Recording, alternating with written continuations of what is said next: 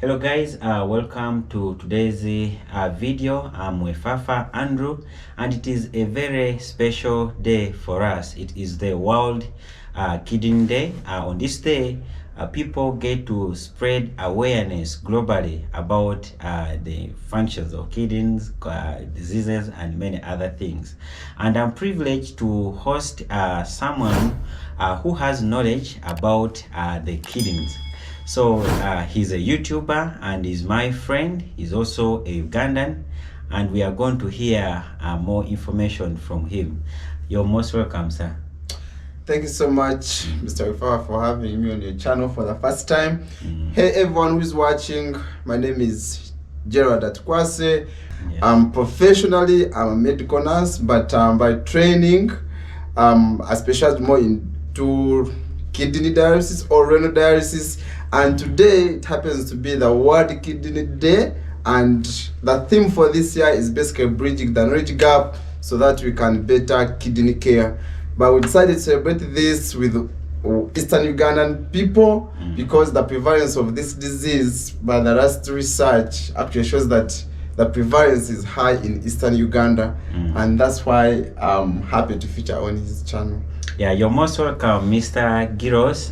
I'm so excited about the theme because the aim of this channel is to share knowledge to save lives. And the theme for this year, you say that sharing knowledge to bridge, like bridging the knowledge gap. So that is so important. Now, maybe before we can go far, can you just give us some information about the importance of the kidneys?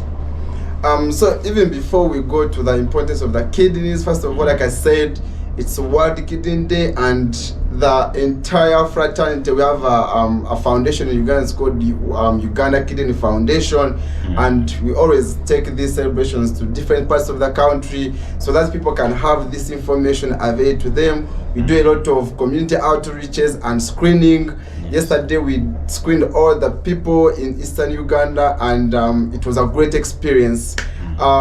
But basically, since I'm into kidneys and all that, we shall take a little bit of, sometimes people actually don't know that they have kidneys. I've met people who actually do not know that they have kidneys. So for someone who is there and doesn't know that they even own a kidney, it's just a little bit interesting. Yeah, sure. But basically, kidneys, there are two organs. There are two bean-shaped organs found in your lower abdomen. And basically, the importance of the kidneys, there are many, but I'm just going to break them really quick. If I don't break some of them you can just go and read about them. But the most important of them is basically excretion and filtration. So kidneys play an important role when it comes to excretion of toxins. Our body, as we eat and we do certain things, body processes, metabolism, a lot of toxins are produced, and all these are excreted by the kidneys. Kidneys are also important in water homeostasis. Kidneys are responsible for making sure that when you drink, I have 20 liters of water, your kidneys know how it's going to handle 20 liters of water, and make sure that it keeps your body fluids in check. Yeah, so should I say that the homeostasis is like keeping it in balance? Exactly. So the kidney tries to keep your water in balance. But just minus the water, kidneys also help in balancing the electrolytes. It's important in the electrolyte balancing. Electrolytes, we're talking about potassium, we're talking about phosphorus, we're talking about sodium, and all other electrolytes. So kidneys play an important role, not forgetting, of course, calcium. Talk about other things like vitamin D. So kidneys basically, it's not just there to just help you even excrete the excess water and toxins, but they play other myriad of roles that you have not even thought about, but it's a lot. Even minus that, kidneys, they help us in production of our blood cells, red blood cells. They're important in erythropoiesis. So that's why, as we're going to look at, when you get sick, when your kidneys get sick, you have trouble with anemia, because one of the hormones produces called erythropoietin. You can no longer produce it because your kidneys are sick, and that's one of the raw materials for you to produce new red cells. So basically that's a snapshot of the function of the kidney to someone there who is maybe watching for the first time this channel. That's basically a snapshot of that, but there are so many other kidney functions. Maybe if I talk about those, we'd spend the entire day, but then I'll be willing to come back on this channel and we dive this more into detail. Yeah, thank you very much, Mr. Giros. This is so interesting. Maybe just briefly, can you just give us some statistics, like what is the burden of kidney disease in Uganda as a whole, or maybe in Eastern Uganda, or any other information you have about the burden? Yeah, kidney disease prevalence globally, it's growing. You find 1 out of 10 people that you meet, one of them is struggling with kidney disease. But to be specific, in Uganda, the last statistics that we have, the prevalence is about 6.8%. But then the prevalence is very high in Eastern Uganda, with about 21.6% compared to all other regions. So the prevalence is really high when it comes to Uganda. It's a global problem, but now it's also a problem here. Most people are suffering with kidney disease, and every time and then we have patients in the hospitals grappling with kidney disease, and it's posing a big challenge. So in Uganda, it's the 13th leading cause of death as we talk. Of course, we have the malaria, cancer, and all other things, but now kidney stand at 13 as in the 13th position when it comes to death. So as you can see, it's really a big problem when it comes to our community here, and that's why we are trying to create all this awareness so that people can know how to prevent this disease before it can actually affect them. Oh, sure. So actually, when you spread awareness, people will be empowered and they can easily know how to prevent it. Yeah, so Mr. Giros, what are some of the signs and symptoms for someone who is out there? Because I say some people even don't know that they have a kidney. So what are some of the signs and symptoms that you can see and know that that person has a kidney disease? So basically, this is the challenge with most people, and I don't know how to even say this, but this the problem is that kidneys, they tend to compensate themselves when they get sick. So you can suffer from a kidney disease for 5 years, 6 years without having any symptoms and signs. So by the time you come to the hospital, it's basically a presentation that your kidneys have been gradually failing. By the time you come to see a doctor or any health worker, the problem is already extensive. But these are some of few signs and symptoms that when you ever see them develop, you can just rush to the hospital and see a doctor or just ask for help. One, if you ever be there and you develop any swelling, especially your face, your body, your lower feet, you basically don't understand what is bringing the swelling. In medicine, something we call edema.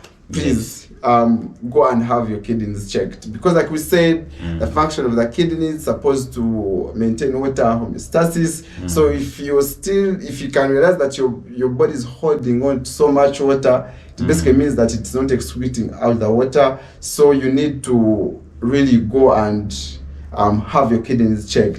Number 2 is most people will feel fatigue. You're there, you're tired, you have not done anything, but then you're feeling so fatigued. You understand? So you don't know what's causing fatigue. So you want to go to the hospitals and have your kidneys checked. Then you wake up one day and then you have all these palpitations. One of the symptoms of kidney disease is they raise up when the kidneys fail, because kidneys participate in the regulation of blood pressure. Now it's going to go out of hand. So if you go to the hospital or if you go to a clinic and you have all these symptoms of high blood pressure, sometimes you don't know what is causing the what? The blood pressure. So you want to, if you feel you have palpitations, you have difficulty in breathing, dyspnea and all those symptoms, you want to see a doctor, and perhaps is going to guide you and have your kidneys checked. Most of the other symptoms, they come with when the disease has really progressed. Because we have stages of kidney disease, then we have stage 1 up to stage 5. So depending on stage you are, then the symptoms. For example, like we said, kidneys are supposed to help you excrete excrete toxins, excess water. So you see a reduction in urine output. So there's something we call oliguria. When it is so severe, people get anuric. So if you see any reduction in the amount of urine that you've been passing, please, you need to ask yourself why. If the kids are the ones supposed to excrete excess water through urine, which means there's something wrong. So just go and have your kidneys checked. So it's important. So actually, one of the symptoms that I always tell most people to look for in the community is the moment you spot reduced urine output. You don't know the cause, please, you want to contact a health worker or go to the hospital and make sure that you have your kidneys checked. Okay. Yeah, so that's a snapshot of really the signs and symptoms, but basically depending on the presentation, if the stage of the kidney disease, when you have already complications, so the symptoms can be so many. But for someone out there, these are the initial symptoms that you're going to see and be like, I think I have a problem. Reduced urine output, then you're going to have fatigue, blood pressure, and all those. So make sure that you go and basically have your so according to what you've just told us, sometimes someone may not have any sign. So it is very important for someone who is watching out there to go and have regular checkups of your kidney. So how many times do you recommend someone to go for kidney checkups, maybe like in a year? Yes, like I said, kidneys tend to overcompensate. Your kidneys can even be sick for the last 6 years when you don't know. And by the time you see symptoms, they have really failed. So the only solution we have is don't wait to get sick. Always have routine checkups. And that's why we are giving all this knowledge. One, you want to have at least your kidneys checked every after 6 months. To make sure that they are working well when you go to the doctor. Since these toxins are supposed to be excreted in the kidneys, so some of the toxins, for example, we have urea, but then we also have creatinine, which is basically a product of creatine metabolism. So if we check all those, basically we call them renal function tests. So if we find they are deranged, then maybe if it's still so early, your kidney disease can be reversed. But if you wait and you get sick, it's really going to be a problem. So one, make sure that you go and have your kidneys checked, and that's the awareness, the knowledge we're trying to provide the communities. We still have barriers here and there, funding and financing, to make sure that we reach to every Ugandan, so that they can have this knowledge about this kidney disease. But we are trying our level best regardless. Thank you so much.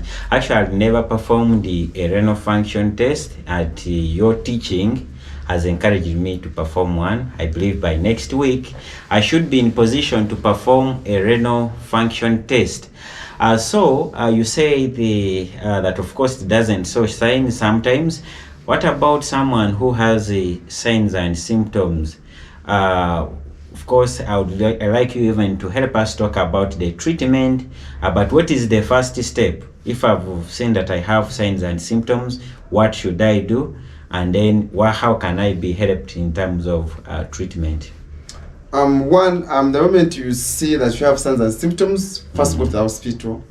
First go and see a healthy care provider. That's step number one. Then this healthcare provider, they will take your history. They are going to ask you so many questions so that they can get the magnitude of your problem. So if the symptoms you're describing to them, they return to kidney disease, they want to confirm that. And the only way we confirm that is we need to do some lab tests. So we have to do renal function tests. That is your creatinine and your urea. And then we have to do your electrolytes, because kidneys are supposed to help balance your electrolytes. So if they are sick, chances are that your electrolytes are also out of hand. So we are going to check your potassium, your sodium, your calcium, your phosphorus, to make sure that everything is okay. And if we find all those deranged, and now we shall tend now to stage your disease. If you're in the initial stages of the disease, like stage 1, I might not be able to describe all the stages in this video, but if you're in stage 1, for example, our goal, we want to slow the progression of this disease. But then, like I said, it also depends on what's the cause of the disease, of the kidney disease, because In some cases, we have acute kidney injury, and depending on the insult, if the insult can be removed, then the kidneys actually do recover. Okay. So we have basically acute kidney injury and chronic kidney disease. Yes. So acute kidney failure is basically when you've had all these symptoms that we've talked about. The onset has been within 2 weeks to a month. Yes, that is acute. And then if something has been there for 3 months, 6 months, 1 year, then that's basically CKD. So our chronic kidney disease, that's how we call it. Yes. So this healthcare provider or this doctor will turn out to stage your disease and then get to know the kind of treatment you want. If the offending agent is still around, then he's going to treat the offending the problem. For example, we've not talked about the causes of kidney disease, but one of them is basically hypertension. So if you're suffering from hypertension, your blood pressures are over the roof, chances are kidney failure will come as a complication of the hypertension. Oh, yes. So for me to reverse and control the progression of your kidney disease is I have to control your blood pressure. So I'm going to treat your hypertension. So your doctor will make sure that your high blood pressure is in check. Another leading cause of kidney disease, we have diabetes. Yes. So we end up with something called diabetic nephropathy, which is basically one of the also complications of diabetes. So if your sugar has been out of control for some time, it's going to affect your kidneys, one or the other at the end. So I'll make sure that your diabetes is controlled. Your sugar levels are in check. I'll make sure that your HbA1c is below 6 so that you don't have all this sugar destroying your kidneys. Okay. People can suffer from other simple, for example, diarrhea can cause vomiting and all that, and affects renal perfusion. Hence you end up with the renal failure. So for example, if you get like severe hypovolemia from, let's say, vomiting, diarrhea, or any kind of blood loss like accident or cuts, it's going to affect the blood supply to the kidneys, and what will end up is you're going to end up, injuring your kidneys. So we need to correct that. So basically I was saying that if the patient came in with hypovolemia, you want to correct the hypovolemia. But then if you don't remove the offending agent, then you're going to continue getting, the kidneys are going to continue getting damaged.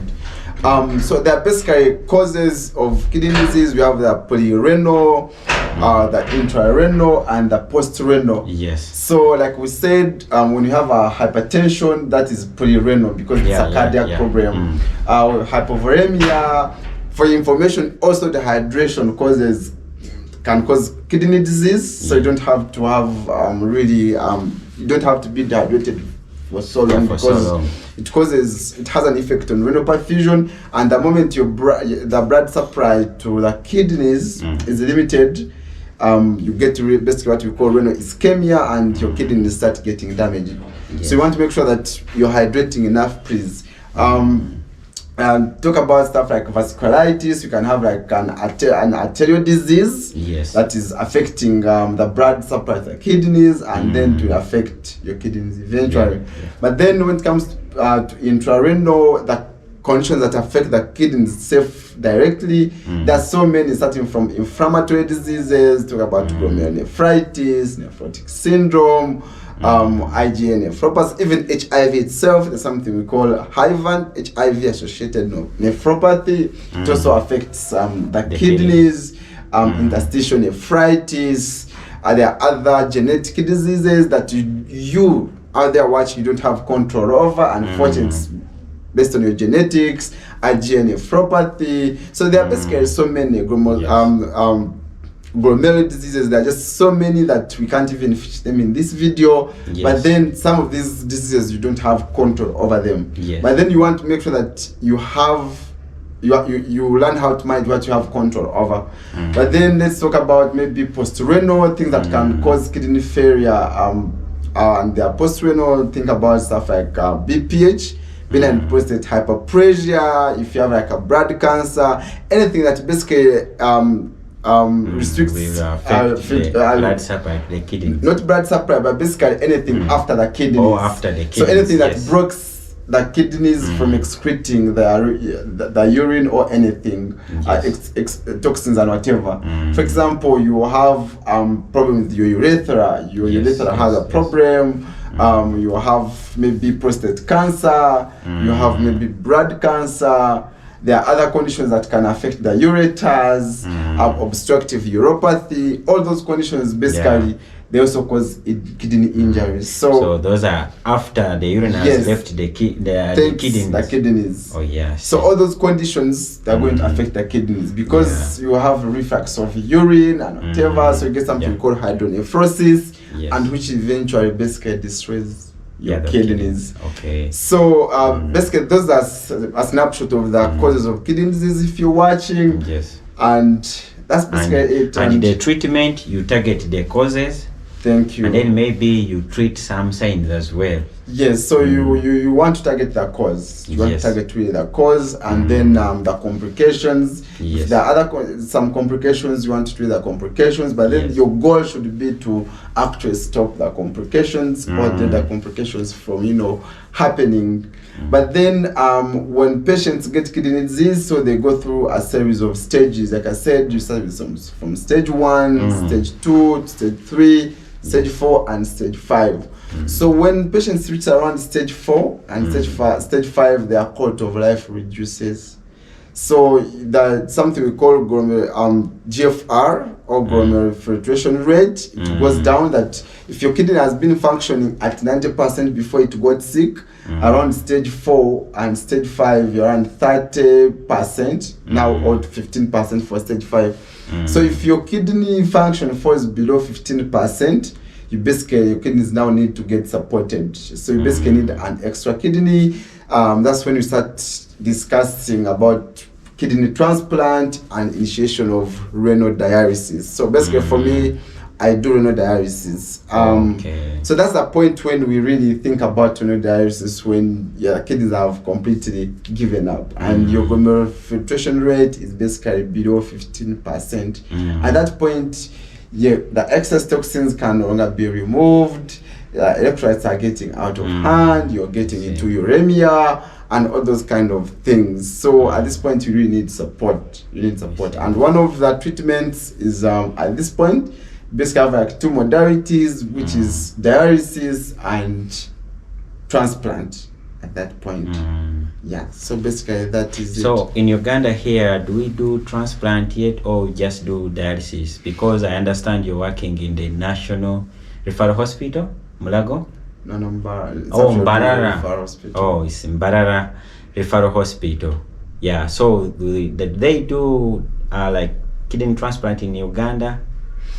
So unfortunately, these services, they're not available in our country. So in my country, we don't do transplants yet, but we do renal dialysis. And as of now, in my country, we have 2 dialysis centers. You can imagine the entire country. So we're still struggling. But we have dialysis, and it is, as of now, it is in 2 hospitals in the whole country. That's our National Referral Hospital and one of the regional referral hospitals where I work, which is found in Western Uganda. So as you can see, there's still a big gap. But the government has plans of extending their services to the entire country so that people don't have to travel from the eastern part of the country to the central, staying away from their relatives, staying away from their homes for search for these services, basically. So we still have challenges in providing the better care for the patients because we don't have enough facilities that can provide such kind of services like dialysis and renal transplants. For transplants, our patients, they have to fly to our neighboring country, Kenya or South Africa, or they have to go to India or USA for really this service, which is really too expensive, and most of them they can't manage. So we have a lot of deaths coming from this side because we just cannot afford such kind of services. Yeah, I see. So thank you very much, Mr. Giros. So I think now that we are still waiting for the government to do that, we have to play our part, and that is empowering people with knowledge such that they can prevent getting these diseases. So can you briefly go through some of the complications that can come as a result of not handling well diseases that are related to the kidneys? Like I said, if you don't get intrarenal causes of kidney disease, kidney disease always get sick as a result of complications of other diseases. For example, you have unmanaged diabetes, you have unmanaged hypertension, you have an obstruction after a kidney, and that's causing the kidney failure. So first of all, you have to always evaluate your patients and look out for these causes.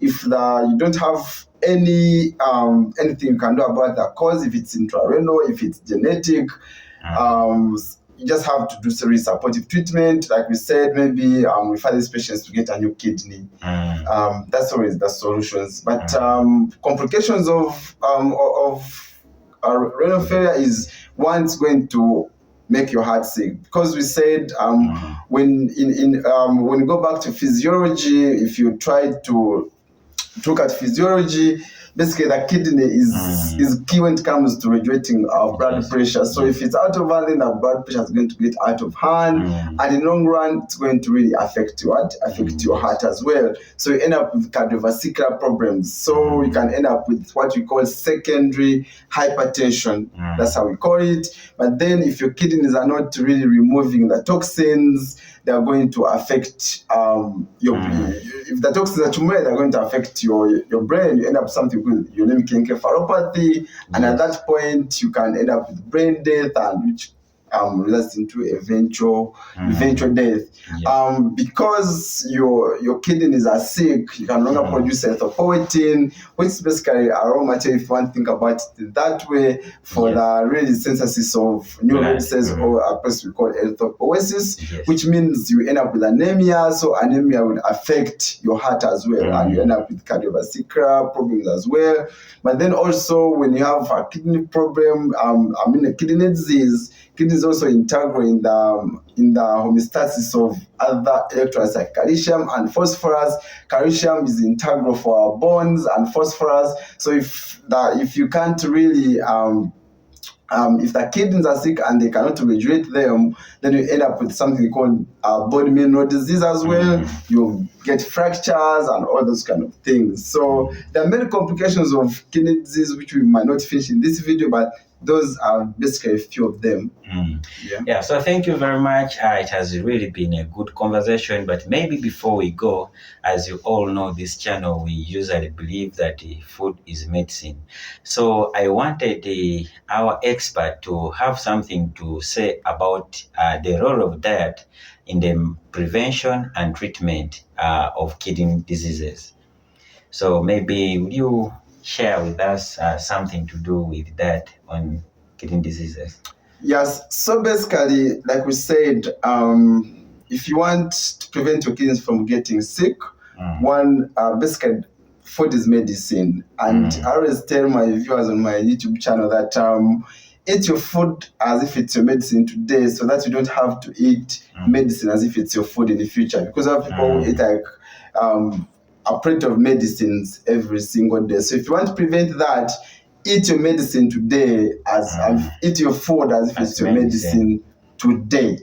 So basically how diet comes in is one, diet is integral when it comes to cardiovascular health. If you're eating foods that affect your cardiovascular health, in the long run, you have your kidneys affected as well. For example, eating a lot of fatty foods, a lot of cholesterol-containing foods, we will end up giving a risk of cardiovascular disease. So if you get high blood pressure or hypertension, one of the results will be, kidney disease. So that's one way how food comes in. So you want to make sure that one, you regulate your diet so that you don't get cardiovascular disease. That's number one. But then we have foods, for example, antioxidants. Then we have foods like vegetables, leafy greens, that basically they contain a lot of antioxidants. Those antioxidants, they actually prevent kidney damage, kidney disease. So you want to be eating such kind of foods. But then the most important thing, food is very it's a foundation of basically our weight. So if you cannot maintain a healthy weight, chances are you're going to get hypertension and then in the long run, cardiovascular disease. Yeah. And research already shows that a BMI of greater than 25 is associated with higher risk of developing renal disease or renal dysfunction. So you want to make sure that one, you're maintaining a healthy weight. Don't have a BMI of above 25 because you're putting yourself at a greater risk of developing what? Cardiovascular disease. But like we said, kidneys are very important in electrolyte balance. Yeah. So most foods they contain these electrolytes. So foods which contain electrolytes that are regulated by the kidneys, like sodium, potassium, and phosphorus, basically you want to make sure that you're eating these foods in the right amounts. For example, every day you eat about 5 grams of what? Of sodium. So don't be eating out of foods that contain a lot of salt. Don't be adding a lot of salt in your food. You understand? Don't make sure that you're eating those foods that contain those electrolytes, but make sure that you don't eat excess of them. Though there's no evidence that shows that eating, for example, high phosphorus containing foods has a direct effect on kidney disease.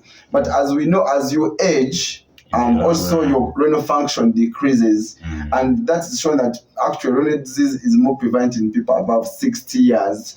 So you want to as you age, you really don't want to be stuffing yourself with food that have a lot of these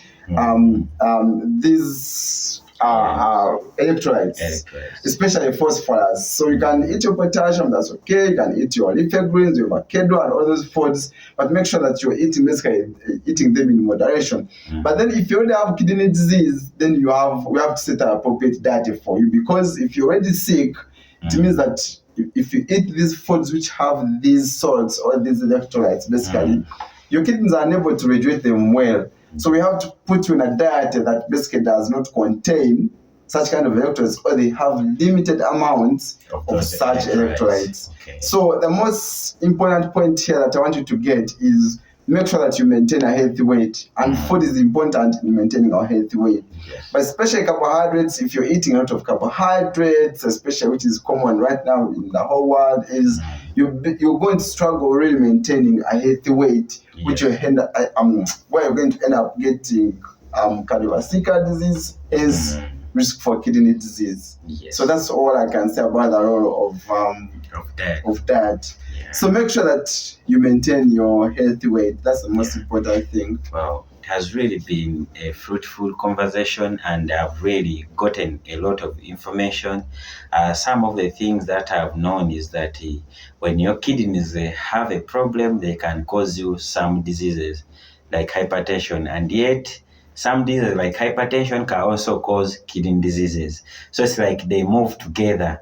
So we have to make sure, like our expert has said, make sure that we prevent those conditions that can lead to kidney diseases, such that we shall end up also preventing all those complications. Maybe as we go away, just a reminder, he's also a YouTuber. By the way, I'm a YouTuber. I have a channel called Girls Fitness. I'm so much into fitness, nutrition, but I also have a baby channel, and it's basically going to be kidneys. So if you want more information about kidneys, there's a new channel that I've started. It's called Healthy Kidney Uganda. So on that channel, we'll be putting all this information on that channel, so that you can always have this information available to you when you want it. Please run there and subscribe. All the links in the description. So thank you very much, Mr. Gross, for coming. Big up to the man behind the camera, that is Charles Layo, who is a Northern Uganda best YouTuber. I'm hoping to have him in an interview in the next video, so stay tuned. We love you. See you in the next video. In the next one.